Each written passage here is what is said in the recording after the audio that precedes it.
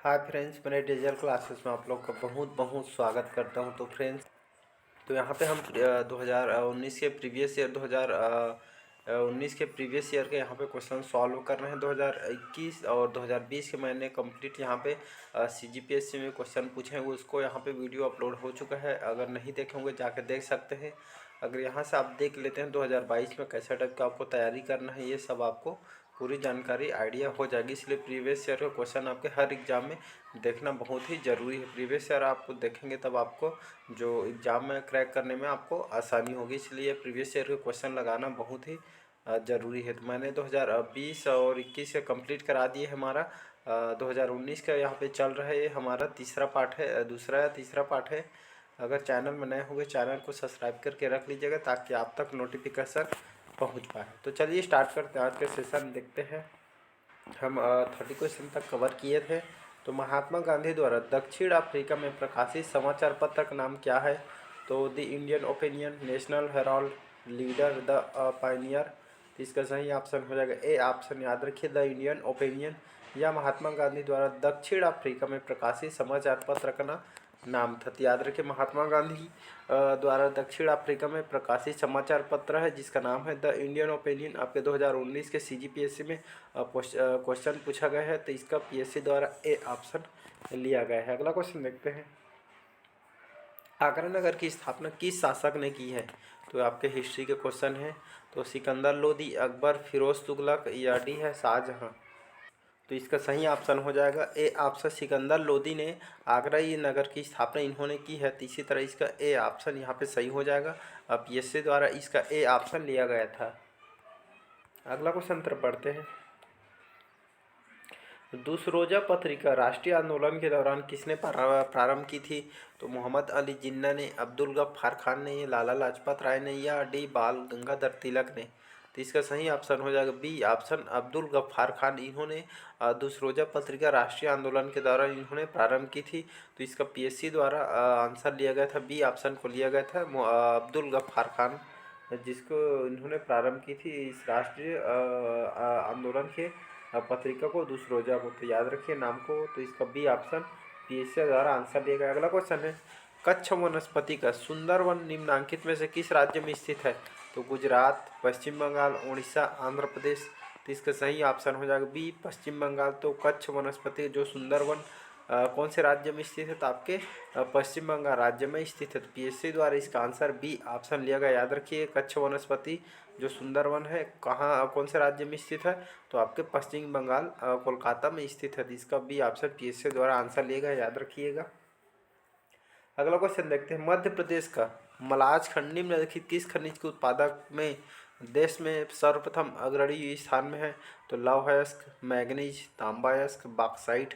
तो इसका सही ऑप्शन हो जाएगा सी ऑप्शन, तांबा अयस्क। यह जो आंसर लिया गया PSC द्वारा लिया गया है तांबा अयस्क।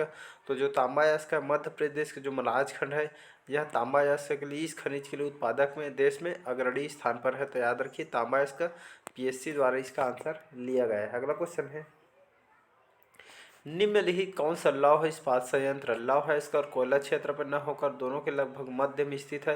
तो जमशेदपुर, भद्रावती, दुर्गापुर और बोकारो। तो इसका सही ऑप्शन हो जाएगा जो PSC द्वारा आंसर लिया गया है, इसका ए ऑप्शन लिया गया जमशेदपुर। तो लौह इस्पात संयंत्र और लौह अयस्क और कोयला क्षेत्र में न होकर दोनों के लगभग मध्य में स्थित है आपका जमशेदपुर। तो इसका PSC द्वारा ए ऑप्शन लिया गया। अगला क्वेश्चन देखते हैं, यहाँ पे भारत में निम्नलिखित कौन सी श्रेणी नवीनतम श्रेणी के अंतर्गत आता है? तो अरावली पर्वत, विंध्याचल श्रेणी, हिमालय श्रेणी या पूर्वी घाट। तो इसका PSC द्वारा आंसर लिया गया था सी ऑप्शन, हिमालय जो श्रेणी है यह भारत की जो कि नवीनतम श्रेणी के अंतर्गत आता है। तो इसका PSC द्वारा सी ऑप्शन याद रखिएगा। तो भारत में जो कि प्रथम श्रेणी में जो नवीनतम श्रेणी कौन सी है? तो हिमालय श्रेणी, यह नवीनतम श्रेणी के अंतर्गत आता है। तो याद रखिए इसका सी ऑप्शन सही हो जाएगा। अगला क्वेश्चन है, निम्नलिखित कौन सा उद्योग बॉक्साइट को मुख्य कच्चा माल के रूप में उपयोग करता है? तो एल्यूमिनियम, सीमेंट, उर्वरक या फार्मैंगनीज। तो इसका सही ऑप्शन हो जाएगा जो PSC आंसर लिया गया, इसका ए ऑप्शन लिया गया। तो एल्यूमिनिएट, यह जो एल्यूमिनियम है यह उद्योग जो कि बॉक्साइट को मुख्य कच्चा माल के रूप में उपयोग करता है एल्यूमिनियम। तो इसका ए ऑप्शन PSC द्वारा आंसर लिया गया, याद रखिए। तो बॉक्साइट को मुख्य कच्चा माल के रूप में एल्यूमिनियम उपयोग करता है। तो इसका ए ऑप्शन जो कि आंसर सही लिया गया है। अगला क्वेश्चन देखते हैं, निम्नलिखित में से कौन सबसे महत्वपूर्ण सोयाबीन उत्पादक राज्य है? तो मोस्ट इम्पोर्टेंट क्वेश्चन है, आपके 2019 में क्वेश्चन पूछा गया है, तो याद रखिएगा। इसका जो सही ऑप्शन हो जाएगा महाराष्ट्र, मध्य प्रदेश, उत्तर प्रदेश, गुजरात। तो इसका सही option B option Madhya Pradesh. तो सोयाबीन के लिए जो कि जाना जाता है मध्य प्रदेश, तो जो महत्वपूर्ण सोयाबीन उत्पादक राज्य है आपका मध्य प्रदेश, जो कि इसका पीएससी द्वारा आंसर लिया गया है, बी ऑप्शन याद रखिएगा। कई एग्जाम में इसको भी बहुत सारे एग्जाम में पूछा गया है, तो मोस्ट इंपॉर्टेंट क्वेश्चन याद रखिएगा। अगला क्वेश्चन है 39, निम्नलिखित में से किस राज्य में वर्ष 2011 में अनुसूचित जनजातियों की जनसंख्या देश में सर्वाधिक है? तो मिजोरम, गुजरात, मध्य प्रदेश, महाराष्ट्र। इसका जो पीएससी द्वारा आंसर लिया गया सी ऑप्शन मध्य प्रदेश याद रखिएगा। तो मध्य प्रदेश में वर्ष 2011 में अनुसूचित जनजातियों की जनसंख्या देश में सर्वाधिक मात्रा में कौन से राज्य का रही है? तो आपके मध्य प्रदेश के जो कि राज्य की रही है। तो याद रखिए यहाँ पे जनगणना 2011 के अनुसार इसका जो अनुसूचित जनजातियों की जनसंख्या देश में सर्वाधिक मध्य प्रदेश में रही है। तो इसका पीएससी द्वारा सी ऑप्शन लिया गया है। अगला क्वेश्चन देखते हैं, निम्नलिखित प्रवास के प्रकारों में से भारत में गमनागमन में वर्ष 2011 में किसका सर्वाधिक हिस्सा है? तो गांव से गांव, नगर से गांव, या गांव से नगर, या नगर से नगर में। तो इसका पीएससी द्वारा आंसर लिया गया है, तो गांव से गांव। तो प्रवास के प्रकारों में जो भारत में जो गमनागमन वर्ष 2011 में किसका सर्वाधिक हिस्सा रहा है? तो गांव से गांव में, जो कि यह 2011 के अनुसार सर्वाधिक हिस्सा रहा है। तो इसका ए ऑप्शन पीएससी द्वारा आंसर लिया गया है। अगला क्वेश्चन 41 क्वेश्चन है, संविधान के अनुसार इनमें से राष्ट्रपति की विधायी शक्ति कौन सी है? तो संसद का सत्र आहूत करना, बी है संसद का सत्रवासन करना, या सी है संसद की बैठक स्थगित करना, या डी है अध्यादेश जारी करना। तो इसका पीएससी द्वारा डी ऑप्शन लिया गया था, याद रखिएगा। तो संविधान के अनुसार इनमें से राष्ट्रपति की विधायी शक्ति कौन सी है? तो अध्यादेश जारी करना यह संविधान के अनुसार यह राष्ट्रपति की विधायी शक्ति के अंतर्गत आता है। तो इसका पीएससी द्वारा डी ऑप्शन लिया गया था, अध्यादेश जारी करना याद रखिए, जो कि राष्ट्रपति की विधायी शक्ति के अनुसार उनके जो कि विधायी शक्ति है। तो इसका डी ऑप्शन लिया गया है पीएससी। अगला क्वेश्चन है 42 क्वेश्चन है, यदि राष्ट्रपति ने संसद के संयुक्त सत्र के लिए अधिसूचना जारी कर दी है और इस बीच लोकसभा विघटित हो जाए तो क्या होगा? तो संयुक्त सत्र यथा समय आहूत होगा, बी है संयुक्त सत्र निरस्त हो जाएगा, या सी है तो इसका सही ऑप्शन हो जाएगा जो पीएससी द्वारा इसका आंसर लिया गया। तो राष्ट्रपति ने संसद के संयुक्त सत्र के लिए अधिसूचना जारी कर दी और इस बीच लोकसभा विघटित हो जाए तो क्या होगा? तो यहाँ पे संयुक्त जो सत्र यथा समय आहूत होगा। इसका पीएससी द्वारा ए ऑप्शन लिया गया है। तो याद रखिए संयुक्त सत्र जो है आपका यथा समय आहूत होगा। अगला क्वेश्चन है, कौन सी भाषा संविधान की 8वीं अनुसूची में शामिल नहीं है? तो अंग्रेजी, हिंदी, संस्कृत, उर्दू।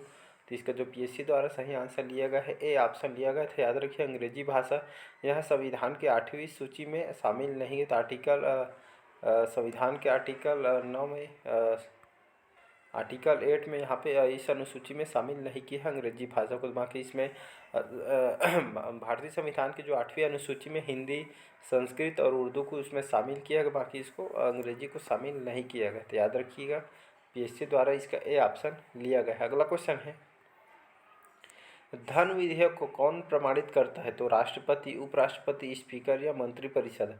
इसका पीएससी द्वारा जो आंसर लिया गया है स्पीकर। तो याद रखिएगा धन विधेयक को कौन प्रमाणित करता है? तो आपके स्पीकर इसको प्रमाणित करता है। तो इसका सी ऑप्शन पीएससी द्वारा लिया गया है, याद रखिएगा। अगला क्वेश्चन देखते हैं, संविधान की किस अनुच्छेद में कानून का समान संरक्षण जो कि प्रावधानित है? तो अनुच्छेद 12, अनुच्छेद 13, अनुच्छेद 14, अनुच्छेद 15।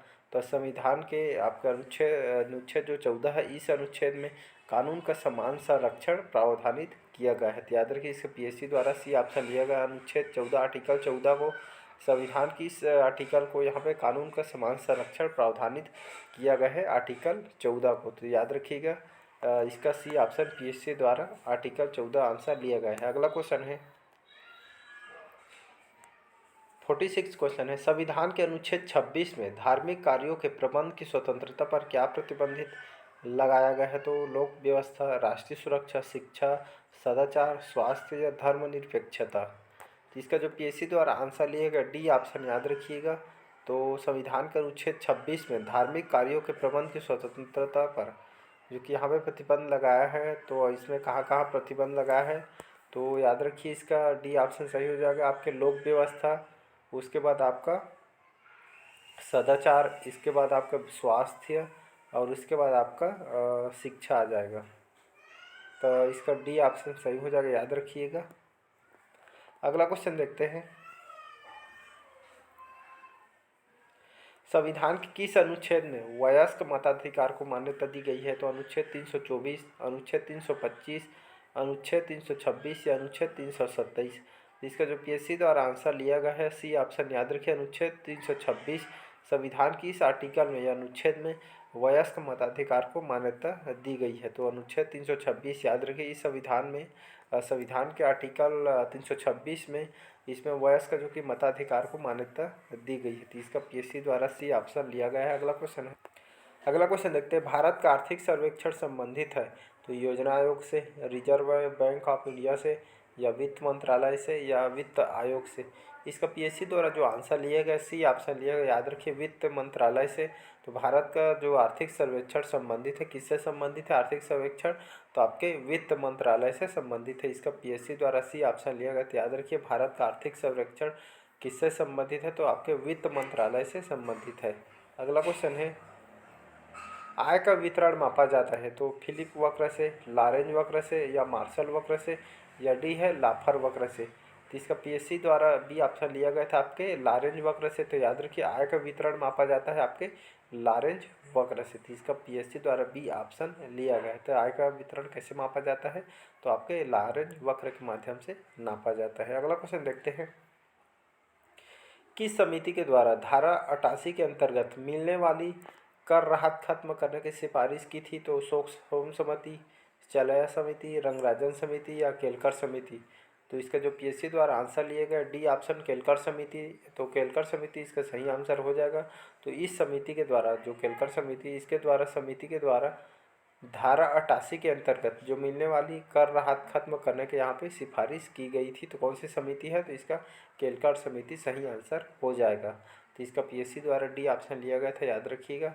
तो ये थे आपके क्वेश्चन 50 तक हम कवर कर दें। कल से हम नेक्स्ट पार्ट में कवर करेंगे। वीडियो लंबा हो जाएगी इसलिए वीडियो तो यही तक नेक्स्ट पार्ट में कवर करेंगे। तो अच्छा लगे चैनल को लाइक, सब्सक्राइब और कमेंट कीजिए। तो चलिए बस आज के लिए इतना ही। Thank you.